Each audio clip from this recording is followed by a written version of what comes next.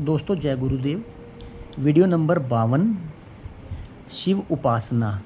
नमामीश मिशान निर्वाण रूपम विभुम व्यापकम ब्रह्मवेद स्वरूपम निज निर्गुण निर्विकल्पम निरीम चिदाकाशम आकाश वाचम भजेयम निराकारम मोकरम मूलम तुर्यम गिरा ज्ञान गोति तमीशम गिरीशम करालम महाकाल कालम कृपालम गुणागार संसारम पारम नतो अहम तुषारादि शंकाशम गोरम गंभीरम मनोबोध कोटि प्रभा श्री शरीरम सफुरमोल कलोनि चारु गंगा लसत बात बालुनि कंठे भुजंगा चलत कुंडलम भ्रूच नेत्रम विशालम प्रश्नानीलकंठम दयालम मृगाधीश चर्मामरम मुंडमालम प्रियम भजामि प्रचंडम परशम अखंडम अजम भानुकोटि प्रकाशम त्रयशूल निर्मल शूल पानी भजयम भानुपति भावगभ्यम कराति कल्याण कल्पांतकारी सदा सच्चिदानंद दाता पुरारी चिदानंद संदोह मोहापहारी प्रसिद्ध प्रसिद्ध प्रभो मन्मथारी न यावद उमानाथ पदार विदम भजंती लोके परेव नारायणाम तावत सुखी शांति संतापनाशम प्रसिद्ध पर सर्वभूता दिवासम न जानामि योजपन न पूजम न तो अहम सर्वदा शंभुतुभ्यम जरा जन्म दुःखोत्तात्पय मानुम प्रोन्मामि शंभो रुद्राष्टमिदं प्रोक्तम विप्रेन हर्तोषे ये पठन्ति नरया भक्त्या तेषां शंभु प्रसीदति।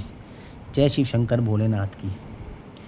दोस्तों, इस कलयुग जीवन में शिव उपासना, शिव स्तोत्र ये बहुत फलदायी है, बहुत कल्याणकारी है।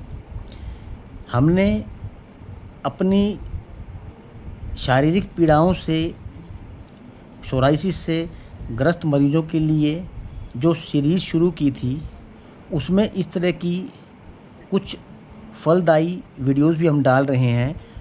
कुछ लोगों ने आग्रह भी किया था, कुछ हमारा मन भी था।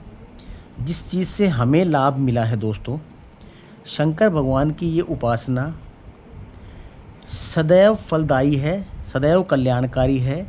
किसी भी समय, किसी भी मौसम में, कहीं भी की जा सकती है। ये पूरी तरह से शुभकारी है, कल्याणकारी है और सबसे बड़ी बात है, शारीरिक, आत्मिक और मानसिक शांति देने वाला है। यहाँ पर शारीरिक शांति और मानसिक शांति को हम तकलीफ़ से जोड़कर ही ले रहे हैं दोस्तों। सोराइसिस की तकलीफ़ हो या किसी प्रकार की कोई भी तकलीफ़ हो, कोई बीमारी छोटी बड़ी नहीं होती दोस्तों। छोटी बीमारी ही बड़ी होकर असाध्य रूप लेती है। मैं सबसे पहले तो माफ़ी चाहूँगा, वो इसलिए कि अगर मुझसे शंकर भगवान की उपासना में कुछ त्रुटियां हो गई हो तो उस पर ध्यान ना दें। वो मेरा अपना पर्सनल रीज़न है। कुछ ऐसी समस्याएं हैं जिस वजह से हो सकता है कहीं त्रुटि हुई हो। आप कृपया देखकर फिर ही इसका पाठ करें। जैसे शंकर भगवान पर, शिव जी पर गंगा जल अर्पण करना शुभ व कल्याणकारी माना गया है, उस समय आपको इनके इस पाठ का उपासना भी करनी है, स्तोत्र को भी करना है। शिव उपासना को कल्याणकारी माना गया है। गंगा जल अर्पण के लिए शिव का लिंग रूप में होना जरूरी माना गया है, लेकिन उपासना के लिए ऐसा नहीं है। उपासना आप कहीं बैठकर किसी भी रूप में कभी भी ध्यान लगाकर कर सकते हैं। कलयुग का ये बीज मंत्र दोस्तों इतना फलदायी माना गया है, जो पूर्णतया फलकारी है। अभी पीछे सावन जाकर हटे हैं कि कोई भी बिगड़ा हुआ काम, बिगड़ी हुई व्यवस्था, बिगड़ी हुई प्रवृत्ति, बिगड़ी हुई किसी प्रकार की प्रकृति और किसी भी प्रकार की शारीरिक मानसिक अवस्थाओं को ये बिल्कुल सही रूप में सही करने वाला माना गया है। और मैंने ऐसा हुआ देखा भी है। मैं इसका जीता जागता उदाहरण हूँ और मेरे जैसे बहुत होंगे, लेकिन कोई आगे आके बताने की हिम्मत नहीं करता दोस्तों। इसके लिए हमें किसी ने कोई ज़्यादा आग्रह नहीं किया। कुछ एक के वजह से कुछ एक ने बताया था कि सर अगर हम चाहें तो गुरु की उपासना के साथ साथ हम और कोई उपासना या भक्ति का ऐसा कोई स्रोत या पाठ वगैरह कर सकते, तो हम ये वीडियो उस वजह से भी बना रहे हैं दोस्तों। बाकी आपका मन है, करो ना करो, आपकी इच्छा है। किसी प्रकार ये किसी पर कोई बाध्यकारी नहीं है। मुझे अच्छा लगा इसलिए मैंने ये वीडियो बनाई है दोस्तों।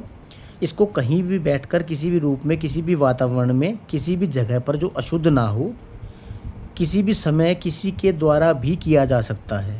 इसके लिए कोई धर्म, जाति, वर्ण की ऐसी कोई पाबंदी या बंदिशें नहीं हैं।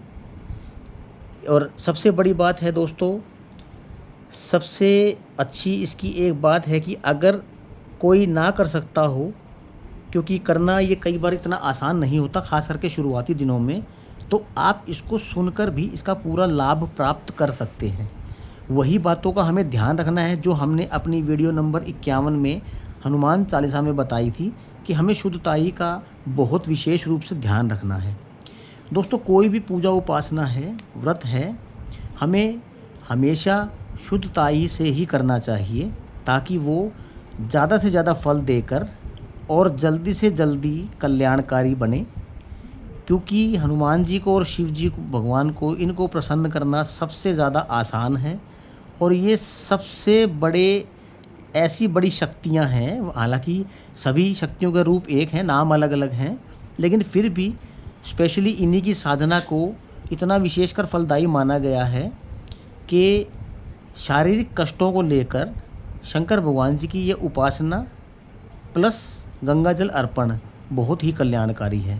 सोमवार के दिन तो करें ही करें, आप हर वार को कर सकते हैं। और ध्यान रखें, छोटी मोटी जो भी इसकी आपकी हमने बताया है सावधानियां हैं और इनको निभाएं, फिर आप इनका चमत्कार देखें। दोस्तों, जय गुरुदेव।